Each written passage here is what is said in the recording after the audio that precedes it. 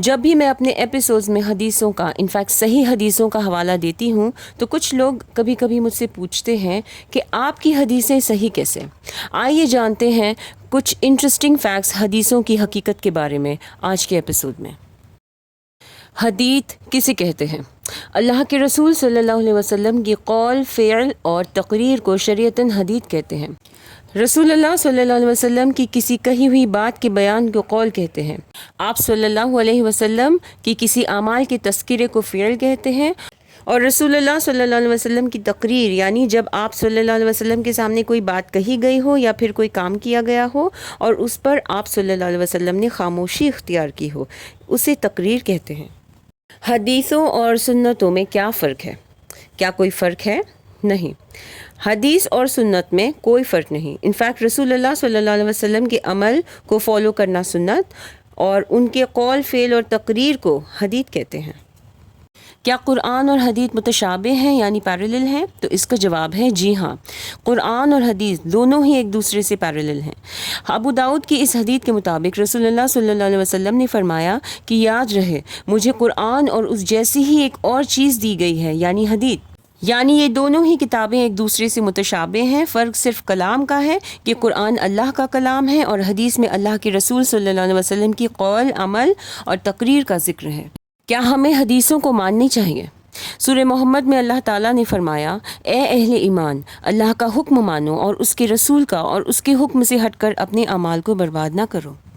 یہاں رسول کی حکم سے مراد نبی صلی اللہ علیہ وسلم کی حدیثیں ہیں جس میں آپ صلی اللہ علیہ وسلم کی قول، فعل اور تقریر مینشنڈ ہے۔ اللہ نے ہدایت کے طور پر پورے انسانیت کو قرآن عطا کی اور اس میں ہر وہ چیز کا ذکر کیا جس سے لوگ نیک اعمال کریں، برائی سے رکے اور اپنا ٹھکانہ جنت بنائیں۔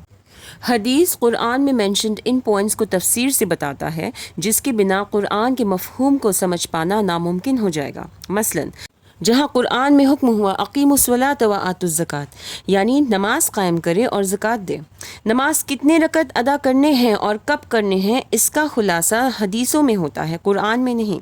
اسی طرح زکوٰۃ کا ایگزیکٹ اماؤنٹ کیا ہے اس کی بھی جانکاری حدیثوں سے ثابت ہے۔ قرآن میں حکم ہوا روزے رکھنے کا، لیکن اس کی نیت کیسی کرنی ہے، اسے کھولنا کب ہے، یہ ہمیں حدیث بتاتی ہے۔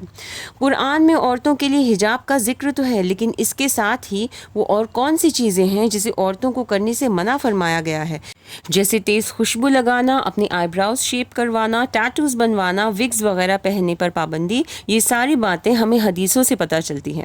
تو جو لوگ فضول کی بحث میں قرآن ہی کو سب کچھ مانتے اور حدیثوں کا انکار کرتے ہیں، وہ قرآن کی اس آیت کو دھیان دیں جس میں اللہ تعالیٰ فرماتے ہیں کہ اطیعوا اللہ واطیعوا الرسول، اللہ کی اطاعت کرو اور اللہ کی رسول کی اطاعت کرو۔ تو حدیثوں سے انکار کرنا ایسا ہے گویا اللہ کی کتاب سے انکار کر رہے ہوں۔ کون سی حدیثیں صحیح ہیں اور کون سی غلط؟ کچھ لوگ حدیثوں سے انکار کرتے ہیں اور کچھ سارے حدیثوں کو مانتے ہیں اور اس میں کوئی فرق نہیں کرتے۔ حدیثیں بے شک اللہ کے رسول صلی اللہ علیہ وسلم کی قول، اعمال اور تقریر کا نام ہے، لیکن ضروری نہیں کہ ان کے بیان کرنے والے سبھی راوی سچے ہوں۔ حدیث کے بیان کرنے والے کو راوی یعنی نریٹرز کہتے ہیں اور اس کے بیان کرنے کو روایت یعنی نریشن کہتے ہیں۔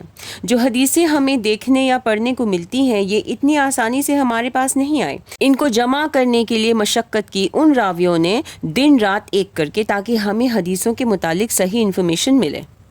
تمام حدیثوں میں سب سے زیادہ قابل اعتماد یہ سارے راوی ہیں جنہیں صحیح ستہ کہتے ہیں۔ ان میں صحیح البخاری، صحیح مسلم، سنن ابو داؤد، سنن الترمذی، سنن النسائی اور سنن ابن ماجہ شامل ہیں۔ حدیثیں یا تو صحیح ہوتی ہیں یا ضعیف یا موضوع۔ صحیح یا اوتھینٹک حدیث کیا ہیں؟ رسول اللہ صلی اللہ علیہ وسلم کی ان باتوں، عملوں اور تقریروں کا کمپائلیشن ہے جس کے بیان کرنے والے وہ چین آف نریٹرز ہیں، یعنی ان راویوں کی تمام کڑیاں جو سٹارٹنگ سے اینڈ تک عادل یعنی انصاف کرنے والے، مضبوط اور قابل اعتماد ہیں۔ یہ حدیثیں نہ شاذ ہوں اور نہ ہی ان میں کوئی علت پائی جاتی ہے، یعنی ان کے نریٹرز میں کوئی فالس نہیں ہوتے اور ان کی روایتیں پوری طرح اوتھینٹک ہوتی ہیں۔ جیسے صحیح یا اوتھینٹک یا حسن حدیثوں کی پہچان ہوتی ہے کچھ اس طرح، جس میں حدیثوں کے نیچے ان کے راوی کے نام کے ساتھ صحیح یا سنن یا حسن مینشنڈ ہوتے ہیں۔ کیا ضعیف یا ویک حدیث کو فالو کر سکتے ہیں؟ جی نہیں۔ شیخ الاسلام ابن تیمیہ رحمہ اللہ فرماتے ہیں کہ وہ حدیثیں جن میں نہ صحیح اور نہ حسن حدیثوں کی صفت پائی جائے ان پر رلائی کرنا اسلام میں جائز نہیں، کیونکہ ان کے راوی یا تو غلط باتیں بیان کرتے یا پھر ان میں مضبوطی نہیں ہوتی۔ مثلاً ضعیف یا ویک حدیث کی کئی مثالوں میں سے ایک مثال یہ ہے جس میں یہ کہا گیا ہے کہ جو شخص دن یا رات کو سورہ الحشر کی آخری آیت کی تلاوت کرے اور اسی دن یا رات کو فوت ہو جائے تو اللہ اسے جنت میں داخل کریں گے۔ یہ ایک غلط حدیث ہے جسے روایت کیا ضعیف راویوں نے جو بھروسے مند نہیں ہیں۔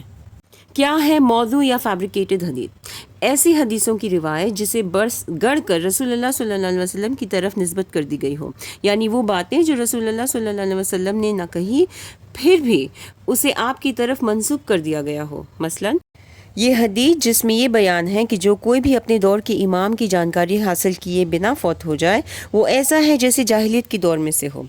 دا permanent committee for scholarly research and افتاء کی طرف سے یہ حدیث completely fabricated and baseless قرار دی گئی۔ کوئی بھی حدیث میں نے یا کسی عام آدمی نے نہیں لکھی۔ کسی بھی نتیجے پہ پہنچنے سے پہلے ہمیشہ اوتھینٹک سورسز کا سہارا لیجیے، اور ایک مسلمان ہونے کے ناطے یہ ہماری ذمہ داری ہے کہ ہم پتہ کریں کہ کون سی حدیث صحیح ہے، کون ضعیف اور کون بالکل من گھڑت، اور بنا زیادہ سوال کیے ان پر بھروسہ کرنا چاہیے اور ان پر ہی عمل کرنے چاہیے۔